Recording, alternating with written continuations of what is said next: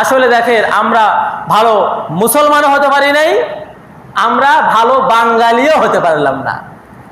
আমরা ভালো মুসলমানও হতে পারলাম না ঠিকঠাক, আমরা ঠিকঠাক বাঙালিও হতে পারলাম না। এই জন্য বাঙালিও কালচারকে আমরা আঁকড়ে ধরতে পারি নাই ভাই। এই জন্য আমরা বানর নিয়ে পড়ে আসি, পেঁচা নিয়ে পড়ে আসি, লক্ষ্মী নিয়ে পড়ে আসি, এটা নিয়ে আমরা মঙ্গল শোভাযাত্রা করতেছি। আসলে মুসলমানরা তো শোভাযাত্রা করবে পয়লা বৈশাখের দিন ফজরের নামাজের মাধ্যমে, ঠিক না ভাই? ঠিক, ফজরের নামাজের আজানে পয়লা বৈশাখে যখন মুয়াজ্জিন সাহেব মসজিদের মিনারে আজান দেয়, হাইয়া আলাল ফালাহ, হাইয়া আলাল ফালাহ, কল্যাণের দিকে আসো, কল্যাণের দিকে আসো ডাকতে থাকে। ওই সময় যে সমস্ত মুসলমান মুয়াজ্জিনের আজান শুনে সুন্দর করে ওযু করে মসজিদের দিকে শোভাযাত্রা করবে নামাজের জন্য, সেই প্রকৃত মঙ্গল শোভাযাত্রা করলো, ঠিক না ভাই? ঠিক। এই জন্য আসুন আমরা অপসংস্কৃতি থেকে নিজেকে হেফাজত করি, অমুসলিমদের কালচার থেকে নিজেকে হেফাজত করি, খ্রিস্টীয় কালচার, হিন্দুয়ানি কালচার থেকে নিজেকে হেফাজত করি, নিজে বাঁচি, পরিবার পরিজনদেরকে বাঁচাই।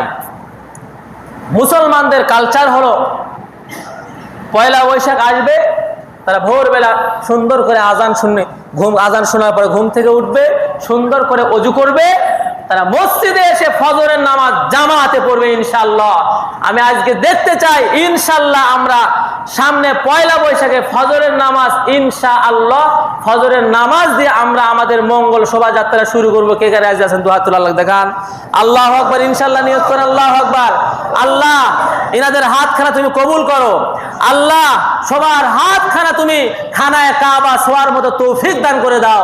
যারা হাত তুললো আল্লাহ এনাদের হাতখানা নবীজির রওজা মোবারক বারবার বারবার করে শোয়ার তৌফিক দান করুন। সকলে বলেন আমিন। হাত নামান। আসলে কোনো পেঁচা, কোনো বানর, কোনো লক্ষ্মী কারো ভাগ্য পরিবর্তন করতে পারেন না। শুধু পেঁচার বানর কেন, দুনিয়ার কোনো মানুষ কারো ভাগ্য পরিবর্তন করতে পারে না। এমন কি আমাদের রাসূলও কারো ভাগ্য পরিবর্তন করতে পারে না।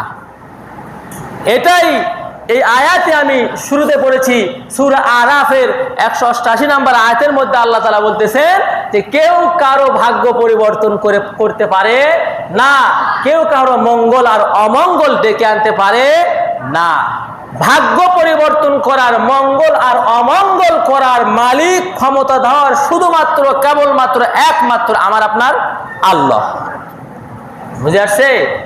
যেন আসুন জেনে বুঝে আমল করি, জেনে বুঝে কাজ করি। বিশেষ করে অমুসলিমদের কালচারকে আঁকড়ে ধরা যাবে না, তাদের মতো মঙ্গল শোভাযাত্রা করা যাবে না। আমরা বিরত থাকি, আমাদের মা বোনদেরকে বিরত রাখার চেষ্টা করি। দেখবেন গ্রামগঞ্জে কম হয়, শহরে বেশি হয়, কিন্তু গ্রামগঞ্জেও এখনো হয়। পয়লা বৈশাখ যখন আসে সকালবেলা নারীরা এক ধরনের শাড়ি পরে, পুরুষরা এক ধরনের গেঞ্জি পরে রাস্তাঘাটে বের হয়ে যায় বেপরদা হয়ে। যা কি করে 1000, 2000, 3000 টাকা দিয়ে এক প্লেট পান্তা, একটা ইলিশ নেয়। সারা বছর গরম ভাত খায়, আর এই পয়লা বৈশাখের দিন এক প্লেট পান্তা খায় সে প্রমাণ করতে চায় আমি বাঙালি। আমি মনে করি যে সমস্ত গরিব মানুষ যারা সারা বছর পান্তা খায় তাদের সঙ্গে এটা প্রতারণা করা হয়। তুমি সারা বছর গরম ভাত, সারা বছর মোরগ পোলাও খাও, আর পয়লা বৈশাখের দিনে সে পান্তা খাও। হ্যাঁ, এটা কোনো মুসলমানদের কালচার হতে পারে না ভাই, এগুলো বর্জন করেন। আমি বলবো পয়লা বৈশাখের দিন বেশি বেশি করে রোস্ট, বিরিয়ানি, যে যা পারেন সাধ্য মতো পোলাও, কোরমা রান্না করে খান। পান্তা, ইলিশ পান্তাকে বর্জন করেন। এটা মুসলমানদের কালচার হতে পারে না। যেটা বলতেছিলাম, মা বোনেরা শাড়ি পরে বেপরদা হয়ে বেহায়ার মতো যায় বিভিন্ন নাচ গানের অনুষ্ঠানে অংশগ্রহণ করে, বিভিন্ন কনসার্টে অংশগ্রহণ করে, বিভিন্ন মেলায় অংশগ্রহণ করে। ফলে কি হয়?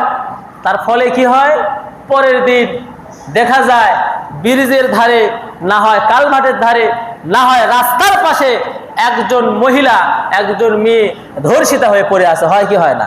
পেপার, পত্রিকায়, মোবাইলে, খবরে দেখবেন হয়। এটা কেন হলো? এই যে ইফটিজিং এর শিকার এই মহিলাটা হলো, কেন হলো? আমি তো মনে করি এই মহিলা বেপরদা হয়ে মেলায় যাওয়ার কারণে সে ইফটিজিং এর শিকার হয়েছে।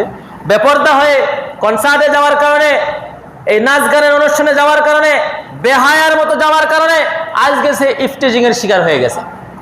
যদি সে পর্দার সাথে চলতো, বাড়িতে থাকতো, এই সমস্ত অশ্লীলতা আর বেহায়াপনায় লিপ্ত না হতো, তাহলে সে ইফটিজিং এর শিকার হতো না। আমি বলতে চাই ভাই, আগে দর্শন বন্ধ করতে হবে, আগে দর্শন বন্ধ করতে হবে, তাহলে আপনি ধর্ষণ বন্ধ হয়ে যাবে। ঠিক না ভাই? ঠিক। আমি এর আগেও বলেছি, দেখবেন এই যে এখন ভুট্টা বড় হয়ে গেছে, ভুট্টার সিজন চলতেছে, মুরগি, যে সমস্ত মুরগিরা বাচ্চা উঠায়, এই মুরগিগুলো যারা বাড়ির বাউন্ডারির ভিতরে থাকে, যে সমস্ত মুরগি নিজের বাচ্চা নিয়ে, এরা শিয়ালের হাতে ধরা পড়ে না, বিজির হাতে ধরা পড়ে না। কিন্তু যে সমস্ত মুরগি দেখবেন মাথাবরি করে তার বাচ্চাদের কিনে ওই ভুট্টার ভিড়ের মধ্যে চলে যায়, লেবুর বাগানের মধ্যে যায়, গমের ভিড়ের মধ্যে চলে যায়, এই সমস্ত মুরগিগুলো তার বাচ্চা হারায় ফেলে। কেমনে? শিয়াল এসে তার বাচ্চাকে ধরে নিয়ে চলে যায়। আসলে শিয়ালের দোষ না মুরগির দোষ? মুরগি তার সীমানাকে অতিক্রম করে চলে গেছে, তার লিমিট ক্রস করেছে, তার বাচ্চা নিয়ে এসে ভুট্টার ভিড়ের মধ্যে গেছে। শিয়ালের থাকার জায়গায় ভুট্টার ভিড়, শিয়াল তো ধরবেই। এজন্য আসুন, মা বোনদের যেখানে থাকার দরকার সেখানে থাকেন, পর্দার সাথে বাহিরে গেলে পর্দার সাথে যান, বেপর্দা হয়ে যায়েন না।